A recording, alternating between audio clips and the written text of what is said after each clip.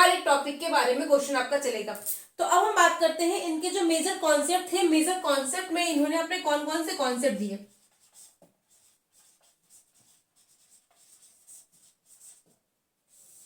Major concept में सबसे पहले आपका आता है स्कीमा। स्कीमा को हिंदी में भी स्कीमा ही लिखा जाता है। अब स्कीमा स्कीमा क्या होता है? तो सपोज मैंने आपसे पूछा कि बेटा व्हाट इज दिस, ये क्या है? आपने मुझे बोला कि मैम ये मार्कर है। अच्छा ठीक है, वेरी गुड। मैंने कहा बेटा ये क्या है? आपने बोला ये डस्टर है। मैंने ऐसे ही आपको बाकी चीजें दिखाई कि बेटा ये क्या है, ये क्या है, ये क्या है, और आपने हर एक अलग अलग चीजों का नाम बताया। तो क्या जब आपने पहली बार इन चीजों को देखा था when you were a kid, तो क्या आप उन चीजों के बारे में अवेयर थे? क्या आपको पता था कि ये मार्कर है? नहीं। आई थिंक शायद किसी ने आपको ये बताया कि ये मार्कर है, और तब से आपके दिमाग में ये छवि बन गई है कि इस टाइप की कोई भी चीज आपको दिखेगी जो लिखने के यूज में आएगी, that will known as marker, उसे हम क्या बोलेंगे? मार्कर। तो स्कीमा का मतलब क्या होता है कि बच्चा जो कुछ भी देखता है उसकी उसके दिमाग में छवि बन जाती है और बच्चा उन चीजों को पहचानना शुरू कर देता है। सपोज अगर आपने अभी मुझे देखा है और आपने इस वीडियो के बाद में आंख बंद करके आप जब सोचेंगे तो शायद आप मेरी शक्ल अपने दिमाग में बना सकोगे। तो ये वाला जो प्रोसेस है कि मुझे एक बार देखने के बाद में दोबारा मेरी छवि को अपने दिमाग में ड्रॉ कर पाना, that is known as schema. इसे क्या बोलते हैं? स्कीमा कहते हैं। ठीक है, नोट्स आपको पूरी मिल जाएगी। अभी आपको लिखने की अगर जरूरत है तो आप लिखते रहिए साथ में, अदरवाइज आफ्टर दिस वीडियो जैसे आप मुझे कमेंट करोगे मैं साथ में ही टेलीग्राम ग्रुप में नोट्स आपकी प्रोवाइड करा दूंगी। ठीक है, तो स्कीमा का मतलब होता है कि जो चीज बच्चे ने पहली बार देखी उसके दिमाग में छवि बन जाना और बाद में उस चीज को बच्चा एज्यूम कर पाएगा, that will known as schema. अब बात आई कि जो चीज बच्चा नहीं देखता है उसकी छवि कैसे बनाता है। सपोज उसने मार्कर को देखा, उसने पेन को देखा, उसने सब चीजों को देखा, बट उसने अक्षय कुमार को नहीं देखा है।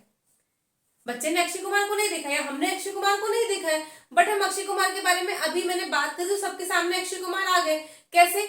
हमने उनको रियल लाइफ में नहीं देखा है, बट कहीं ना कहीं इनडायरेक्ट वे में, टीवी में, पेपर में फोटो उनकी देखी है ना, तो हमने उनकी शक्ल कभी ना कभी, चाहे प्रत्यक्ष या परोक्ष रूप से, डायरेक्ट या इनडायरेक्ट वे में, कहीं ना कहीं हमने उनको देखा है। और इस तरह से उनको जो हमने देखा और नाम लेते ही उनकी जो एक छवि हमारे दिमाग में बन गई, that will be known as schema. उसको हम क्या बोलेंगे?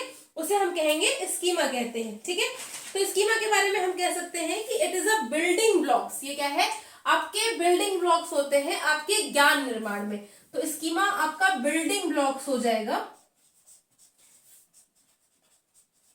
आपके ज्ञान निर्माण में, यानी कि खांचों का निर्माण करेगा या खांचों का प्रयोग करेगा अपने ज्ञान निर्माण में, यानी खंडों का, खांचों का प्रयोग करना अपने ज्ञान निर्माण में। यानी किसी चीज को देखा है, बाद में उस चीज की उसके दिमाग में फोटो का आना, या बाद में अगर मैं उसे दिखाऊं तो उसे पहचान जाना, यह आपका कहलाता है स्कीमा। स्कीमा के बाद में दूसरा जो आता है वो कहलाता है प्रोसेस आपका एडाप्टेशन। क्या कहलाता है? एडाप्टेशन। अब एडाप्टेशन देखो कितनी, बच्चे अडॉप्ट कर लो। बच्चे अडॉप्ट करने का मतलब क्या होता है? बच्चे गोद लेना, मतलब स्पेशली गोद लेना हम कहते हैं, बट अडॉप्ट कर लेने का मतलब उस बच्चे को अपनाना होता है। ठीक है, तो एडॉप्टेशन का मतलब होता है कि अपने एक नए वातावरण में या वातावरण के साथ में तालमेल बिठाना, वातावरण के साथ में तालमेल बिठाना। इसका मैं आपको एग्जांपल लूं तो मैं बताऊं, सपोज मैं आपकी प्रॉपर यूपी से हूँ और मेरी शादी जो हुई है पूर्वांचल साइड में हुई है। अब मेरे यहाँ के और उनके यहाँ के जो रिचुअल्स है, रीति रिवाज है, दैट इज ऑल डिफरेंट। हमारे यहाँ जो दुल्हन उतरती है तो दूसरे तरीके से उतारते हैं। जिंदगी में मैंने वो देखा, मैं वहां पे गई तो थिंग वाज वेरी डिफरेंट। हमारे यहाँ एक अलग कल्चर है, उनके यहाँ चीजें बिल्कुल अलग कल्चर है। हमारे यहाँ इतनी पर्दा प्रथा नहीं है, बट वहां पे घूंघट लेना सारी चीजें हैं। तो जाहिर सी बात है 30 साल तक मैं एक दूसरे एनवायरनमेंट में रही, उसके बाद मैं वहां पे गई और वहां पे जाने के बाद में मैंने वहां की चीजों को अडॉप्ट किया। मैंने धीरे धीरे वहां की चीजों के साथ में तालमेल बिठाया। तो मैंने जो अपनी पुरानी चीज थी उसमें नई चीजों को मैंने इंक्लूड किया, तालमेल बिठाया। वहां पे साथ में रहने के लिए मैंने उस पर्यावरण को मैंने अपने लिए थोड़ा सा क्या कहते हैं वो बनाया, इजी बनाया। तो ये वाला जो प्रोसेस होता है कि जहां पे हम खुद को एक नए वातावरण में जाकर के एडजस्ट करते हैं, वातावरण के साथ तालमेल बिठाते हैं, वो वाली प्रक्रिया हमारी कहलाती है एडेप्टेशन। एडेप्टेशन में आपके दो टर्म आते हैं, एक आपका आता है एसिमिलेशन और दूसरा आपका होता है अकोमोडेशन।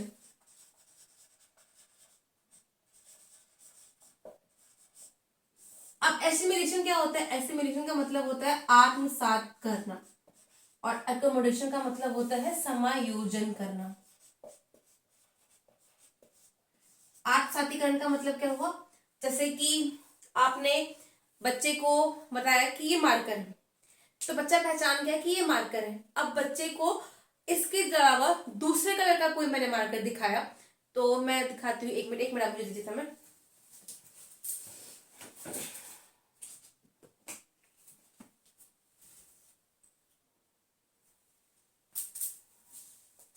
मैंने ये एक मार्कर बच्चे को दिखाया कि ये मार्कर है, उसके बाद में दोबारा मैंने उसको ये दिखाया और बच्चे ने इसको तुरंत देखते पहचान लिया ये मार्कर है, दो इसका कलर डिफरेंट है। तो अपने पुराने ज्ञान के साथ में उसने जो एक नए ज्ञान को जोड़ा, that is known as assimilation. पुराने ज्ञान के साथ में नए ज्ञान को जोड़ना, पुराने ज्ञान के साथ में नए ज्ञान को जोड़ना, पुराने ज्ञान के साथ में नए ज्ञान को जोड़ना, ये आपका एसिमिलेशन कहलाता है, आत्मसात करना। और समायोजन यानी कि एक मैं एग्जांपल लेती हूँ कि सपोज एक बच्चा है, उसने गाय को देखा और उसके पापा ने उसको बोला कि ये गाय है, तो बच्चा पहचान गया कि जिसके 4 पैर हैं, लंबे से कान है, वो गाय होती है। उसके बाद में उसने दोबारा दूसरी गाय को देखा तो उसने कहा गाय है, पापा ने कहा वेरी गुड, ये गाय है। लेकिन कुछ दिनों के बाद बच्चे ने एक भैंस को देखा, पर बच्चे के दिमाग में तो यही पिक्चर बनी हुई है कि जो 4 पैर वाला जानवर है, जिसके लंबे से कान है, वो गाय है। तो उसने भैंस को देख करके बोला कि गाय। अब यहाँ पे उसके पापा ने उसको इंटरप्ट किया और उसके ज्ञान का संशोधन किया कि बेटा ये गाय नहीं है, ये भैंस है।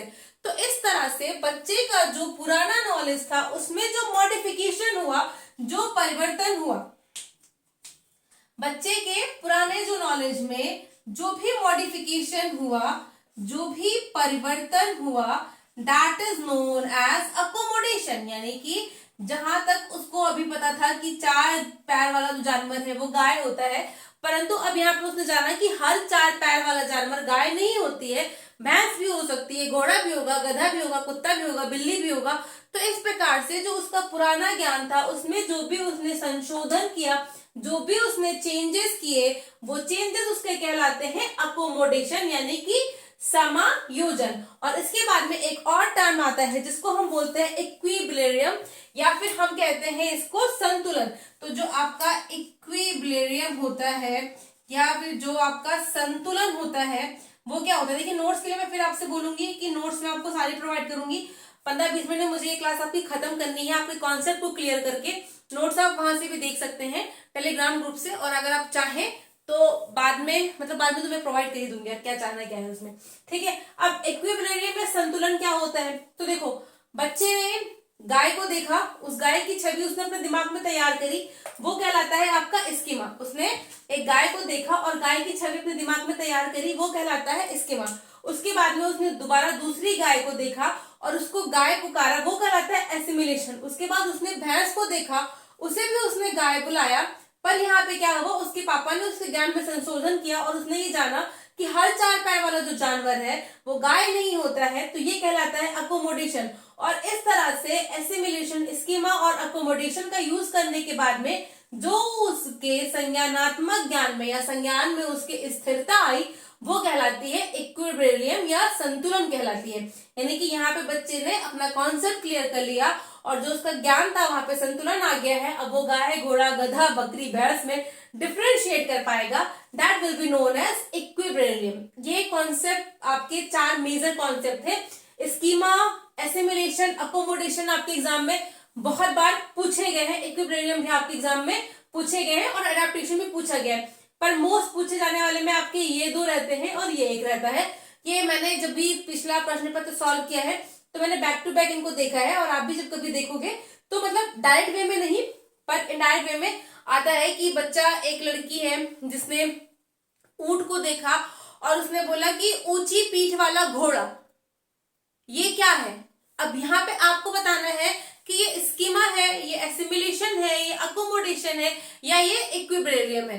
अब क्वेश्चन क्या था कि बच्ची ने ऊंट को देखा और उसने बोला ऊंची पीठ वाला घोड़ा, यानी कि अभी जो बच्ची है ये उसके दिमाग में छवि बनी है घोड़े की, बट ऊंट को देख करके उसने ऊंची पीठ वाला घोड़ा बोला, तो यहाँ पे ये उसका आत्मसातीकरण है, ये एसिमिलेशन है। पर जब वो उसको ऊंट बोलेगी तब वो कहलाएगा आपका अकोमोडेशन। ठीक है, तो ये इस टाइप के क्वेश्चंस पूछे जाएंगे इनडायरेक्ट वे में, और ये इनके मेजर कॉन्सेप्ट हो गए जीन पियाजे साहब के। अब हम चलते हैं, डिस्कस करते हैं हमारे उन 4 चरणों के बारे में जो जीन पियाजे ने संज्ञानात्मक विकास के बारे में दिया।